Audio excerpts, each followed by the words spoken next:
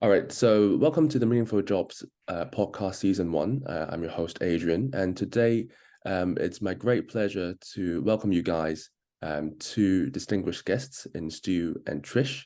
Nice to meet you. Nice meeting you, Nice to Adrian. meet you. So I guess before the interview will start, I can give you guys a slight background story to what Stu and Trish are doing. So Stu has actually taken three public companies public before, but I guess what is interesting about this episode is that we'll talk about how he felt, the emptiness he actually felt, despite having so much success in his career. And Trish is Stu's wife, and she's been really supportive of Stu throughout the journey. But there's been, I think, a market shift in the bonding of the two of you after Stu, realized perhaps, the emptiness that his career success, brought him, and decided to make some changes to it. So perhaps maybe you can start us off by maybe Stu, you can tell us a little bit about your background story, perhaps maybe. Oh, I'd love to. So yeah, it's always hard to talk about who Trish and I are without talking a little bit about the spiritual aspect, the Christian aspect, and all that aside. But yeah, I grew up in the United States, in the state of Colorado, and my parents were divorced when I was 14. So what ended up happening with me is I kind of turned to myself to take care of myself. Sometimes when families blow apart, it can ruin kids. It impacted me in a different way, as opposed to me, going to drugs and alcohol at an early age or doing something self-destructive. I did something somewhat self-destructive in the sense that I became incredibly self-focused to take care of myself. Sometimes self-sufficiency is not a bad thing, but if it goes too far, then you end up becoming your own God. And sort of what happened with me, and didn't have a spiritual basis or center. So I grew up that way. And then Trish and I we met when I got out of school. I actually have a teaching undergraduate degree, but we got out of school and Trish and I met at a bar. Saw her. She was just like as she is now, smoking hot. And so we kind of fell in love quickly. And then when we met, my attention started turning to business. And so I went to business school in the United States at the University of San Diego. And Trish was actually an aerospace engineer. Yeah, she was a rocket scientist. In my former life, I was an aerospace engineer. I see. Yeah. So that's where our lives kind of started, was with Trish and I getting married and then moving out to make our wares. And I had one goal, Adrian, and that was solely maximizing shareholder wealth, my friend. It was about, driving corporate value, and was fortunate in some ways. I don't even know I was that qualified, but became a chief financial officer of the first company I was with at the age of 29, and actually went out and took the company called EFTC public when I was 31 years old. And so that's quite young. Where I'm 60 years old now, I'm getting old. Now I'm you an don't old look guy. like 60 years old. You don't look like. Thank you for that. But yeah. But I was 31 when we took our first company public. So that was 29 years ago. So I was known as the young guy then, not so much anymore. And yeah, so that's what happened, Adrian. We kind of set off to make our ways, and that's how it all started for us. Before perhaps I ask you a little bit about what led you to your attitude change, could you tell me a little bit about how you think, why you think led to your success? Like, what were the really important factors that gave you the platform to take three companies public, maybe? Sure. Yeah. There's the worldly success and the spiritual success. And I think we need to kind of separate those a little bit. Though what I've learned as I've gotten older in life is those come together in a very healthy way when they come together, because I'm in a different place now. But at the time, it was really a product of hard work. I used to have these things that my grandfather would tell me that I'm not sure I agree about these anymore, because it's a little bit like Ecclesiastes. But he used to say that if you're going to dance, you got to pay the fiddler. Right. Every dog has his day. These were all product really of comments of self-sufficiency, hard work, and good things will come. And that's true. I mean, again, we live in an era, maybe the work ethic has waned a little bit for a variety of reasons. But for me, I'm not the smartest bulb or the brightest bulb in the lamp. I almost use a false analogy, like the dog that barks against the wall, that kind of thing. But which shows you I'm not that bright after all.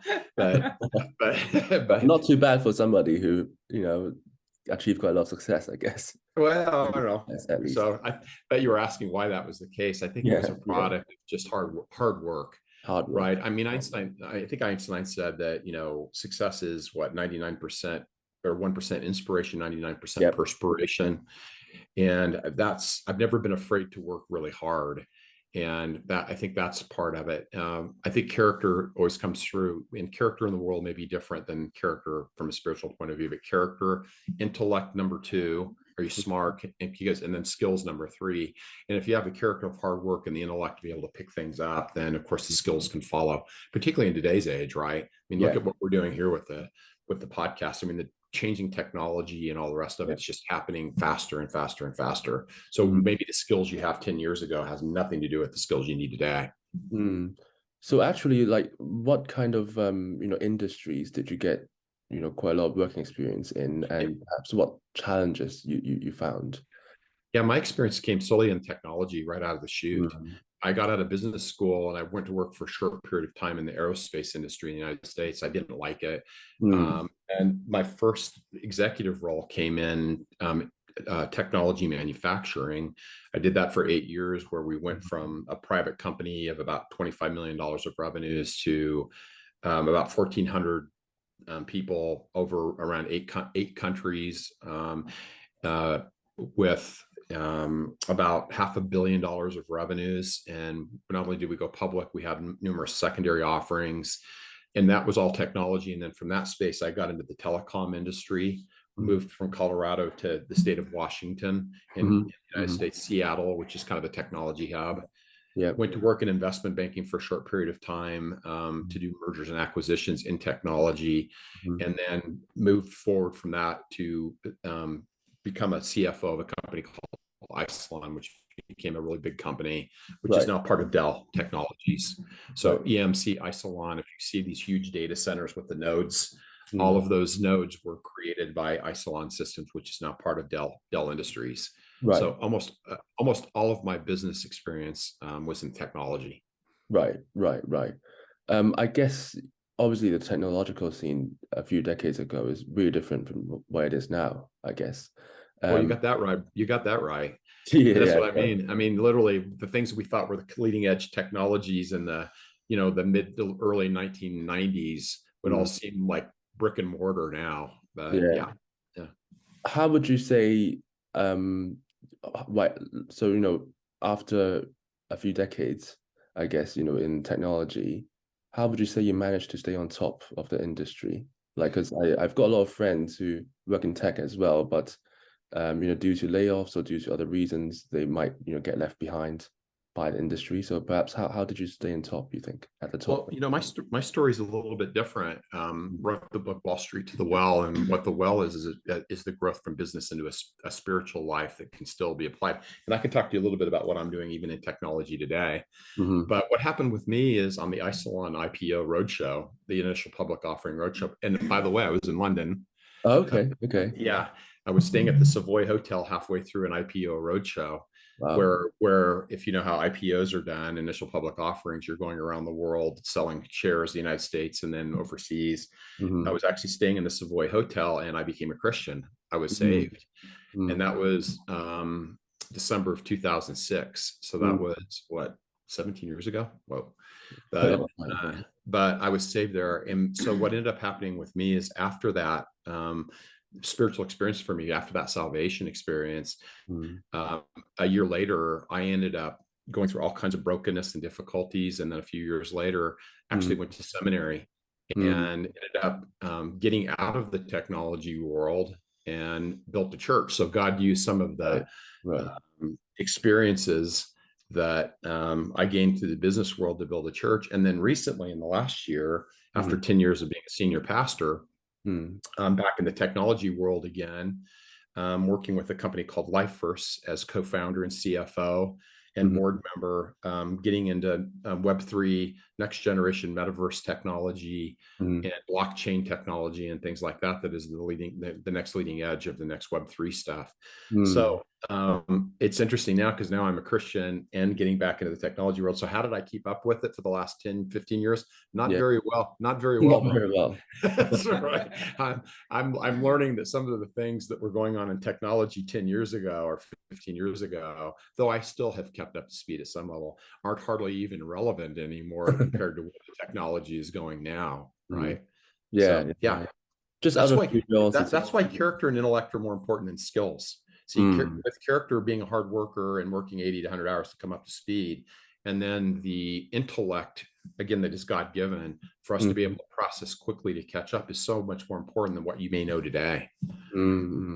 I think out of curiosity, you mentioned about Web3 and Metaverse before, just now. Do you think these are the two things that will be, the next, perhaps the most important things in technology, maybe in the next decade? So there's going to be subsets of all that. When people say metaverse, Adrian, nobody really kind of knows what it even means yet. So when Facebook changes their name to Meta, we know what metaverse means is a confluence of all these different Web2 technologies coming together into a platform that's going to be virtual reality, along with just next generation technology. So the answer is yes. I think that this is going to be the next wave. It's going to take some years. You're going to see a massive transference of wealth from Web2 stuff, even some of the technology we're even using on this podcast, right? Is going to become more robust and more virtual in how it's done. And so, yeah, this is kind of the vision of why I'm entering back into this space. I happen to be entering into a space that is going to be a Christian metaverse, but it's still a metaverse. It's the same concept. It's tokenization, Web3. It's the virtual reality, augmented reality. It's AR headsets and VR headsets. It's AR, VR, even off of headsets through computers. It's the Minority Report stuff that you can actually do stuff with your hands. I've moved into that space, and I believe that's where you're going to see a massive transference of wealth in the future, is from Web2 to Web3 and metaverse stuff. All right. Right, I see. Well, that's I guess a great eye opener, for our audience. And before I get back to Stu, maybe I can ask Trish to maybe introduce yourself briefly as well, perhaps. Maybe tell us a little bit about what you're doing, because I think you are in a company called ENF Broadcasting as a senior donor advisor. So yeah, tell us a little bit about yourself and what do you think are the most important factors to have a successful career, maybe? Yeah, so when Stu was in seminary, I was the main only breadwinner for a while. And so God was good. And through just him orchestrating my circumstances, I was able to get, and you're meeting our dogs too. They're very neat. Yeah. Anyway, I was able to get hired on with a ministry called EMF. It stands for Educational Media Foundation. Our biggest brands are K-Love and Air One. Most people know us by K-Love. And so I started out in business development, and then that department got closed or shut down. And God was just amazing, because he moved me to an area where my gifting was going to be even stronger than it had been. And so I was asked to interview for the engagement department, which is all about our donors and things of that nature. So I got that job, and I've been doing fundraising for like 6 years now. And now I'm what's called a senior donor advisor. And, it's interesting. I just took Strength Finders, and I look at my top 5, and I'm like, yeah, it's no wonder I am doing well, because God has me exactly where I need to be based on the gifts and the strengths that he has given me. And so so I'm doing very well. I just was promoted in January, and so and God has just been so good to allow me to have this job to provide for our family benefits and so on and so forth. So you mentioned about like your top 5 strengths. Would you mind sharing a little bit about perhaps like maybe your most invaluable strength you think you've got? So my number one strength is activator. So I am not an overly patient person when it comes to people wanting to wait and dilly-dally and, oh, we need to think about it and pray about it a little bit more. I'm like, pull the trigger. Yeah. Let's go. Stop thinking. And so yeah, that kind of thing drives me crazy. And so I'm the one that's like, let's cut to the chase. Let's get this done. This is how we need to do it. And so yeah. And then another strength that's really important in my line of work is my number 3 strength is relator. And so I think that really helps when I am entering into a relationship with our donors, is relating with them, and they feel that and appreciate that in me and feel really comfortable with me. And then another strength of mine is communication. So that's super helpful too, and just being able to communicate, whether it's written word or spoken word. So going back to Stu, I think, as I alluded to at the beginning of the podcast, there is a certain period of change that happened within you that made you realize that taking companies public might not be as fun as it sounded before you actually managed to do so. So maybe could you walk us through a little bit how that process works? Yeah, I'd be happy to. Yeah. So one of the things that happened with me, and I think it happens with everybody, Adrian, is often we'll have goals set for ourselves, particularly when we're young. And sometimes the most dangerous thing that can happen to you, or the most blessed thing, is that you'll actually accomplish them and it wasn't exactly what you thought. Right. Sometimes, I mean, it's really interesting, isn't it? If people, as they get older, often will find out, hey, I accomplished this and it didn't exactly give me the kind of satisfaction or purpose that I thought it was going to give me. And so that's what happened with me. I was I was blessed and cursed to actually realize a lot of my goals at a pretty early age. When you take a company public at the age of 31 and then buy a house and I didn't grow up with money. I was never mentored. I think if one lesson I could say to anybody is, as you're successful or you're working your way through success, is find those mentors in your life that have been there and done that. And they can kind of teach you how to handle these things. For whatever reason, I found myself in a place where I was making a lot and getting a lot early in life, and I didn't know how to handle it. And then I wasn't really understanding that the actual getting those things wasn't necessarily the purpose in life. What really was the purpose is doing something of significance, right? That added certainty and all of those kinds of things that we're all after. Right. I was such an economic animal that I was getting what I wanted on the balance sheet, but it wasn't adding the kind of, satisfaction to me. In fact, I remember with the third company, after getting a little older, by the time we took the third company public, I was 43 years old. So between 31 and 43, 3 different publics, or 3 different companies, going from small private companies to growing to the point of being able to go public and being worth $1 billion.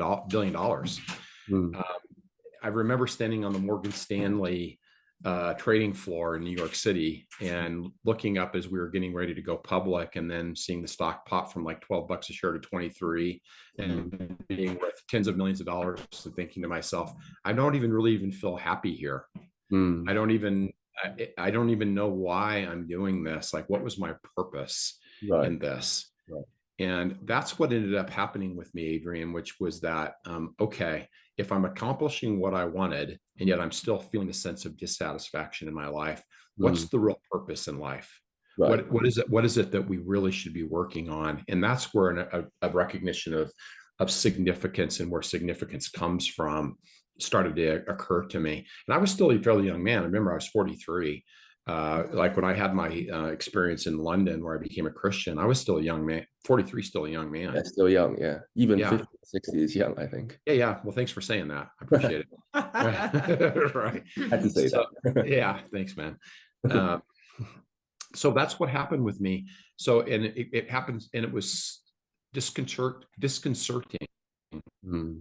So what ended up happening for me is I turned to things of the world, like drinking, as an example, food, and other things where I was trying to fill that empty hole in my heart with things that wasn't being filled with the money and the success and all those things of the world. So I ended up becoming a functional alcoholic, and later on dysfunctional. And then in my life, God kind of led me to get sober and those kinds of things. But I had to kind of hit the bottom of understanding where certainty, purpose, and significance comes from. And boy, I didn't have any mentorship. If I could just add anything to people, if you're getting kind of the things that you want in life, at least you think you want, and you're living your dreams, put people around you that you trust, that are older, that are mentors in your life, that can help you through those kinds of things. And if you're from a family that has money, sometimes that can be a blessing, because you realize through your generations that it's not really the money that is where the significance comes from. It's what you're doing with it that really matters, right? Of course. So you just mentioned, obviously how you became a Christian, the changes that led to it. If let's say your life is starting again from the beginning, what would you do differently, I guess? Yeah, that's a pretty deep question, because from a theological perspective, some of that is based on God's will, right? Yeah. I mean, and I know you can get into that whole, like, who's in charge and who isn't, and and that whole thing. But sorry to be so deep early in the morning, by the way. It really is, yeah. Particularly, it's earlier where we are than where you are. So, usually we wait about 2.5 more hours before we dive into this kind of depth, because we need more coffee. That's pretty early. But but I'm not a guy who looks back a lot. Trish will tell you this. I'm not a reflective person in the sense of what does this mean from 20 years ago? What I do think a lot about is, if I could do something different, what would it be? Well, I would love to have a closer relationship with God at an earlier stage in my life, and not have been an arguing atheist in my 30s. I think that worldview would have rendered truth into my life, so that I would have had a different kind of significance. And yet again, it's kind of God's work in our lives about how some of that happens. So that's what I mean about the depth of theology. I don't have any regrets about working hard. I wish I would not have drank. But even in that, I learned a lot about myself. So I don't know. I'm not a real reflective person. I kind of see how God's hand weaves us through the ups and downs of life. Right. I wish I would have had a mentor. It's one of the big things, again, I keep expressing. I wish that I would have had somebody that had been there and done that, like a business leader, somebody worth $500 million that was being effective in their lives and have satisfaction in their life, to be able to mentor me and tell me, hey, it's great to be successful, but you're not going to be happy with $500 million unless there's a greater purpose in your life. So yeah, I would say something like that. Well, thanks a lot for that. I guess perhaps maybe Trish, could you tell us a little bit about how you supported Stu in his maybe journey of finding a greater purpose in life? The biggest thing I did is I didn't leave him. Which I guess was pretty hard to do. As a start, it wasn't always that easy. Yeah, when you have to deal with addiction, that's really, really hard. But yeah, no, I am super blessed in that we had about 10 really, really bad years in our marriage, but neither of us, I mean, we shouted out the word divorce a couple times, but we didn't truly go down that path. We always came back to each other. And I don't know, I shared this with people before, that I believe during that season that God was telling me that he was more concerned with my holiness than my happiness. And so I just needed to stay the course and stand by my husband. I had no idea what was going to happen. I had no clue that God was going to radically save him. We were unequally yoked for almost 10 years in our marriage. And so when you're in that situation, you don't know if God's going to save him. I didn't know if he would get sober. I knew none of those things, but God knew. And so Adrian, maybe I could help even put that into less Christianese language, because when Trish said that holiness versus happiness thing, I think an appreciation, regardless of where people are in their lives, secularism, atheism, whatever religion, I think it's an important recognition, though, that it's in the fire the gold is made. I do think that we live in cultures, U.S. culture, whatever culture, in European culture, whatever, where people don't understand that it's often in the difficulties that we grow the most. And I think that recognition, whether it's using terms like holiness versus happiness, but it's the recognition that we grow more during difficulties than we do during good times. And I think if people could even have that perspective to understand that, I mean, look, even growing a business as an entrepreneur, you're talking about success. Entrepreneurship is hard, right? I mean, depending on the industry you're in, maybe 1 out of 7 businesses that start from the ground up will make it long term, depending on the industry, right? Maybe 50%. So how do you make it through it? Well, you make it through it by never giving up. You make it through it. You make it through it by understanding that the difficulties are the time periods you're going to grow the most and learn the most. And so whether it's in marriage, like the holiness versus happiness, but if it's in life in general, if you're going to be a business person, you got to be able to get up over and over and over again, and not only being willing to persevere when you get knocked down, but understand it's actually in the knocking down that we learn more than the standing up part. So that is a really important aspect of business success, is never giving up and growing during the fire, and understanding again that gold is purified during fire, right? It's not purified during the cold, it's purified during the heat. So that's a really important recognition. Right. So, well, thanks for the deep sharing just now. So before we end, I guess just one last question. I always end with asking my guests about the most important soft skill that I think one must have to not give up in their careers and to have a successful career. So could the both of you maybe tell me a little bit about the most important soft skill? Yeah, no, that's awesome. I love that. I like to think often about emotional intelligence. People will call it politics. People will call it organizational behavior, organizational management. I think a deep understanding of human nature, and where you get that understanding can come from a variety of sources. Obviously, from our perspective, we're Christians, and so we understand human nature through the Bible, but it doesn't necessarily have to come from that direction. So the best soft skill I have is the most important aspect of success is your interaction with people.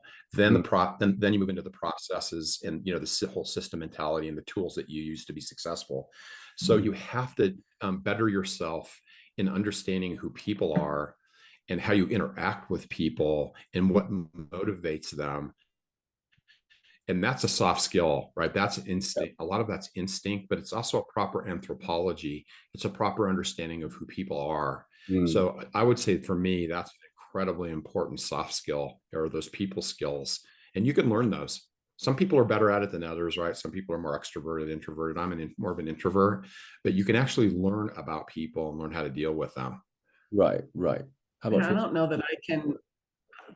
that I can improve on that answer. I was mentioning earlier that one of my top 5 skills is relator and communication, and all of those things have to do with people skills. And so, so I don't think I can improve on that answer. So ultimately, success depends on our people around us, right? I know in business leadership as a CFO, board member, and all of that, I always like to say, hire people that are better than you. Be so confident in who you are that always bring on people that are better than you are. And then then pour into them and be joyful about their success, and don't be threatened by them, but be joyful about how they're successful and better than you. And boy, you'll go a long way if you can do that. Well, look, it's been a pleasure speaking to the both of you. I think I and my audience have learned a lot about, having a greater meaning to life and work, not just about money and reputation. So thanks for taking the time to come to my podcast. Thank you, Adrian. Absolutely. Thank you for having us. Thank you.